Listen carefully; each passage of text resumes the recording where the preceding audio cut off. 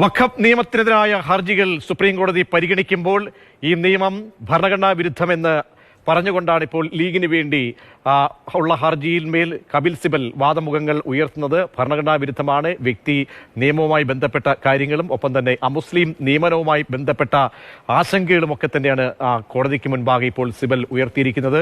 അങ്ങനെ ശക്തമായ വാദങ്ങൾ ഉയർത്തുന്നു. ഒരു റദ്ദാക്കലിന്റെ അനിവാര്യതയിലേക്ക് എന്തുകൊണ്ട് പോകുന്നു ഈ നിയമം എന്നൊക്കെയുള്ള കാര്യങ്ങളാണ് കപിൽ സിബൽ ഇപ്പോൾ കോടതിക്ക് മുൻപാകെ സ്ഥാപിക്കാൻ ശ്രമിക്കുന്നത്.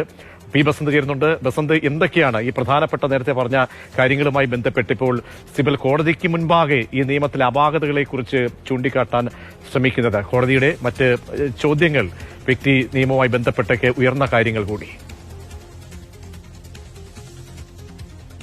പ്രതീക്ഷ പ്രധാനമായും 3-4 കാര്യങ്ങളാണ് കപിൽ സിബൽ ഈ നിയമവുമായി ബന്ധപ്പെട്ട് എതിർപ്പുന്നയിച്ചിരിക്കുന്നത്. ഒന്ന് 3-6 വകുപ്പ്, അതായത് വഖഫ് ബൈ യൂസർ എന്നുള്ള ഒരു കാര്യത്തിൽ, അതായത് സർക്കാർ വഖഫ് ഭൂമി സർക്കാരിൻ്റെത് ആണ് എന്ന് അവകാശപ്പെടുന്ന ഒരു സാഹചര്യം വന്നു കഴിഞ്ഞാൽ നിങ്ങൾ അതിൽ തീരുമാനമെടുക്കുന്ന ഒരു ജില്ലാ കളക്ടറാണ്. ജില്ലാ കളക്ടർ എന്ന് പറയുന്ന ഒരു സർക്കാർ ഉദ്യോഗസ്ഥനാണ്.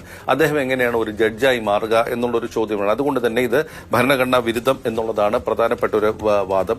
2, ഞാൻ നേരത്തെ പറഞ്ഞ പോലെ ആ വ്യക്തി നിയമവുമായി ബന്ധപ്പെട്ട വിഷയത്തിൽ 3A(2) വകുപ്പിനെയാണ് ചോദ്യം ചെയ്തിരിക്കുന്നത്. അതിൽ പ്രധാനമായും പറയുന്നത് 2 കാര്യങ്ങളാണ്. ഒന്ന്, ഇസ്ലാം മത വിശ്വാസിയാണ് എന്ന് 5 കൊല്ലമായി തുടരുന്നു എന്നുള്ള തെളിയിക്കണം എന്നുള്ള കാര്യം. 2, സ്ത്രീകൾക്ക് വഖഫ് ചെയ്യുന്നതിന് മുമ്പ് സ്ത്രീകളുടെ പങ്ക് അല്ലെങ്കിൽ ഭാഗം കൊടുത്തിരിക്കണം എന്നുള്ളത്. അപ്പോൾ ഇതിൽ 2 കാര്യം പറയുന്നത്, ഒന്ന് കപിൽ സിബൽ പറയുന്നത് ഒരു ഇൻഹെറിറ്റൻസ് അല്ലെങ്കിൽ ഭാഗം വെക്കൽ എന്ന് പറയുന്ന, അല്ലെങ്കിൽ സ്വത്ത് പങ്ക് വീതം വെക്കൽ എന്ന് പറയുന്ന മരണശേഷം വരുന്ന ഒരു കാര്യമാണ്. അപ്പോൾ മരണത്തിന് മുമ്പ് തന്നെ ഇക്കാര്യത്തിൽ സർക്കാർ ഇടപെടുന്ന ഒരു സാഹചര്യം വരുന്നു. അത് അംഗീകരിക്കാൻ കഴിയില്ല എന്നുള്ളതാണ്.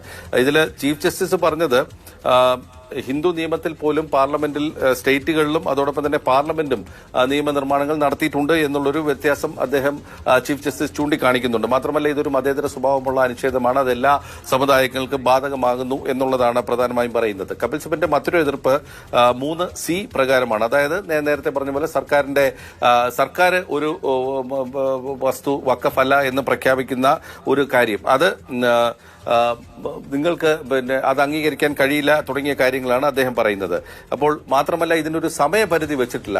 ഏത് വഖഫ് സ്വത്തായിരുന്നാലും സർക്കാരിന് ഇടപെട്ടുകൊണ്ട് സർക്കാരിന്റെ ഭൂമിയാണ് എന്ന് പറയാവുന്ന ഒരു സാഹചര്യം വരുന്നു. അതിനെ അംഗീകരിക്കാൻ കഴിയില്ല എന്നുള്ളതാണ് ഒന്ന്. മറ്റൊന്ന്, 4-മതായി പറഞ്ഞിരിക്കുന്നത് ഈ സംരക്ഷിത സ്മാരകങ്ങൾ വഖഫ് സ്വത്തായിരിക്കില്ല എന്നുള്ളതാണ്. അത് വഖഫല്ല എന്ന് പ്രഖ്യാപിക്കുന്ന ഒരു കാര്യം. അതായത് നിങ്ങൾ രജിസ്റ്റർ ചെയ്യുന്നതിന് മുമ്പാണെങ്കിൽ ശേഷമാണെങ്കിൽ മാത്രമേ ഇത്തരം പ്രശ്നങ്ങൾ വരുന്നുള്ളൂ എന്നുള്ളതാണ്. ചീഫ് ജസ്റ്റിസ് അതിന് പറഞ്ഞിരിക്കുന്ന ഒരു മറുപടി ഇതാണ്: ഇത്തരം എത്ര കേസുകളുണ്ടായി, അതായത് സംരക്ഷിത സ്മാരകങ്ങൾ വഖഫല്ല എന്നുള്ള ആ വ്യവസ്ഥയുടെ ഭാഗമായി നിങ്ങൾ നോക്കുകയാണെങ്കിൽ എത്ര കേസുകൾ നിങ്ങൾക്ക് അതിൽ പറയാൻ കഴിയും എന്നുള്ളതാണ് ചീഫ് ജസ്റ്റിസ് പ്രധാനമായും ചോദിക്കുന്നത്. മാത്രമല്ല, ആ വ്യവസ്ഥയുടെ ഒരു വ്യാഖ്യാനം നോക്കുകയാണെങ്കിൽ അത് നിങ്ങൾക്ക് അനുകൂലമായിട്ടല്ലേ വരികയുള്ളൂ എന്നാണ് ചീഫ് ജസ്റ്റിസ് പറഞ്ഞിരിക്കുന്നത്. മാത്രമല്ല, അതിൽ ചീഫ് ജസ്റ്റിസ് പറയുന്നതാണ്, if it is declared as Waqf before it was declared as an ancient monument, it will not make any difference എന്നുള്ളതാണ് ചീഫ് ജസ്റ്റിസ് ചൂണ്ടിക്കാണിച്ചിരിക്കുന്നത്. അതായത് ഒരു സംരക്ഷിത സ്മാരകം ആണ് എന്ന് പ്രഖ്യാപിക്കുന്നതിന് മുമ്പ് അത് വഖഫ് സ്വത്തായിരുന്നു എന്നുണ്ടെങ്കിൽ അതിലെന്ത് മാറ്റമാണ് വരുന്നത്, നിങ്ങൾക്ക് അനുകൂലമല്ലേ എന്നുള്ളൊരു ചോദ്യമാണ് ചീഫ് ജസ്റ്റിസിന്റെ ഭാഗത്ത് നിന്ന് വന്നിരിക്കുന്നത്. It will remain waqf, you should not be objecting unless after it is declared as protected, it cannot be declared as waqf എന്നുള്ളതാണ് ചീഫ് ജസ്റ്റിസിന്റെ ഭാഗത്ത് നിന്ന് വരുന്നത്.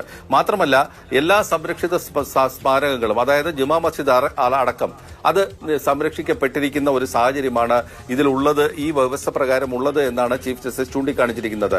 5-മതായി പറയുന്നത് 3E വകുപ്പ് പ്രകാരമാണെങ്കിൽ ഈ മുസ്ലിങ്ങളെ all the Muslims deemed as scheduled tribes എന്നൊരു വ്യവസ്ഥ അതിലുണ്ട്. അത് ഇതിനെ അംഗീകരിക്കാൻ കഴിയില്ല എന്നുള്ളതാണ്.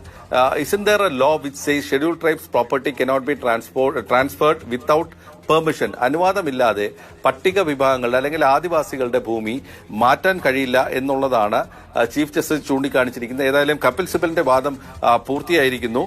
പുതിയ നിയമം വഴി അനധികൃത കയ്യേറ്റങ്ങൾ നിയമവിധേയമാക്കുന്ന നടപടിയാണ് ഇതിലൂടെ ഉണ്ടാവുന്നത് എന്നാണ് കപിൽ സിബൽ അവസാനമായി വാദിച്ചിരിക്കുന്നത്. അതായത് പുതിയ നിയമത്തിലൂടെ, പുതിയ വഖഫ് നിയമം അല്ലെങ്കിൽ ഉമ്മീദ് എന്ന് പറയുന്ന പുതിയ പേരിട്ടിട്ടുള്ള വഖഫ് നിയമത്തിൽ വഴി അനധികൃത കയ്യേറ്റങ്ങൾ നിയമവിധേയമാകുന്നു എന്നുള്ളതാണ് കപിൽ സിബലിന്റെ പ്രധാനപ്പെട്ട വാദം വരുന്നത്.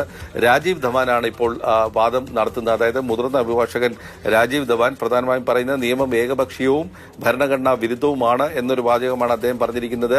അഭിഷേക് മനു സിംഗ്വിയുടെ വാദമാകട്ടെ ഡൽഹി ഹൈക്കോടതി ഭൂമി വഖഫ് ഭൂമിയാണെന്ന് ചിലർ അവകാശപ്പെട്ടിരുന്നു എന്നുള്ളതാണ് ചീഫ് ജസ്റ്റിസ് സഞ്ജീവ് ഖന്നയുടെ ചോദ്യം വരുന്നത്. അതായത് ഡൽഹി ഹൈക്കോടതി ഇപ്പോൾ സ്ഥിതി ചെയ്യുന്ന ആ ഭൂമി വഖഫ് ഭൂമിയാണെന്ന് ചിലർ നേരത്തെ അവകാശപ്പെട്ടിരുന്നല്ലോ എന്ന് ചീഫ് ജസ്റ്റിസ് ചോദിക്കുന്നുണ്ട്.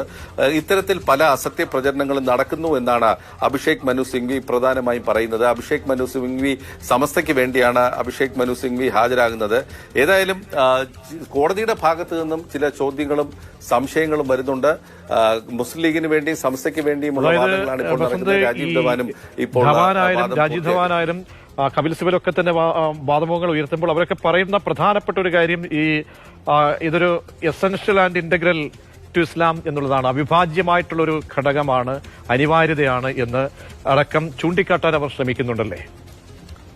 അല്ല, ഇത് മതാചാര പ്രകാരമുള്ള ഒരു അനുപേക്ഷണീയമായ ഒരു കർത്തവ്യമാണ്, ഇതാണ് എന്ന് പറയുന്നുണ്ടല്ലോ. പക്ഷെ അപ്പോഴും ഇതിന്റെ ഭരണപരമായ വ്യത്യാസം കോടതി ചൂണ്ടിക്കാണിക്കുന്നുണ്ട്. അതായത് നിങ്ങളുടെ പ്രകാരമുള്ള ഒരു പ്രാക്ടീസും അതോടൊപ്പം തന്നെ ഇതിന്റെ ഭരണപരമായ കാര്യങ്ങളും രണ്ടും കൂട്ടിക്കുഴയ്ക്കരുത് എന്നാണ് ജസ്റ്റിസ് കെ വി വിശ്വനാഥൻ അല്പസമയം മുമ്പ് പറഞ്ഞത്.